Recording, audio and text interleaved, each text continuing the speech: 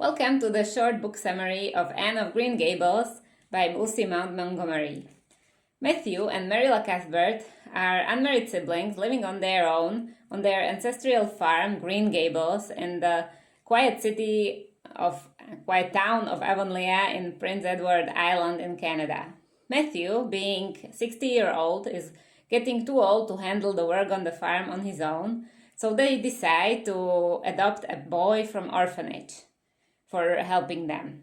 This shocks the town's gossip lady, Mrs. Lynde, who doesn't think they are fit to raise a child. Matthew, normally being terrified of women, arrives at the train station waiting for a boy, and he finds a girl orphan. The orphanage sent the 11-year-old Anne Shirley by mistake. Anne's spirit and joy in talking charms Matthew so much that he decides to tell Marilla he would like to keep her. Marilla hesitates first, but after a trial period, she agrees to let Anne stay. Anne's rich fantasy world makes her happy despite living the impoverished life of an orphan. Though she lacks the social graces and proper education, she has a very optimistic and generous spirit. Because Anne acts according to her instincts and not according to codes of manners, she regularly comes into trouble because she can't meet the expectation for a proper ladylike behavior. For example, she attends church for the first time wearing a wreath of flowers, or she screams at Mrs. Lynde for making fun of her red hair. She tries hard to oblige Marilla and follow the rules of social conduct, but keeps making mistakes, like giving a ridiculous prayer before bedtime or letting a mouse drown in a pudding sauce, and never had real friends before, so she invented imaginary playmates. She desperately dreams of finding a best friend, and she finds her soulmate in Diana Barry, a girl from the neighborhood.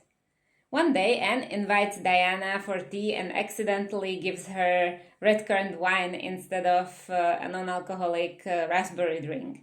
Diana returns drunk home, and her mom thinks Anne did it on purpose and forbids the girls to talk, to be friends.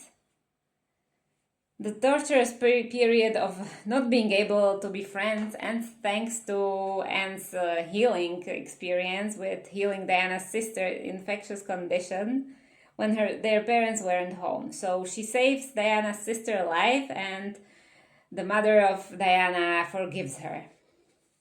At school, Anne becomes rival with a handsome and smart boy, Gilbert Blythe.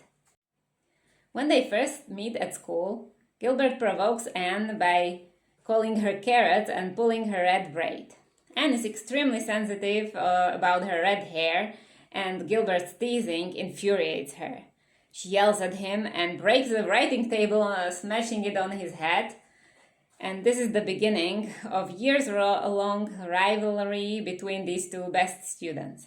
As Anne grows up, she gradually loses her childish behavior and grows into a melodramatic and romantic soul, turning her enthusiastic and attention to academics.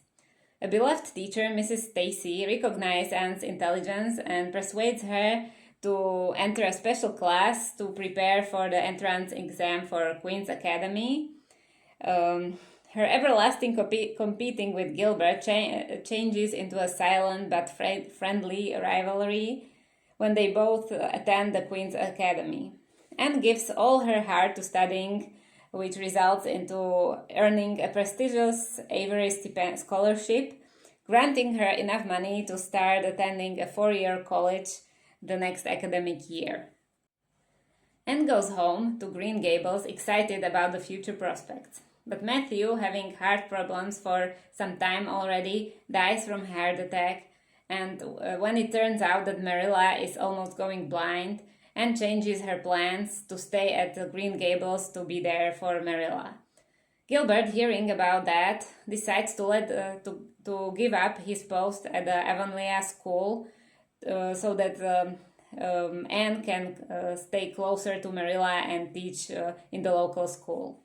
They finally start a close friendship at the end of the book, and though her dreams are far from being fulfilled, Anne remains eternally optimistic and thinks cheerfully about her future.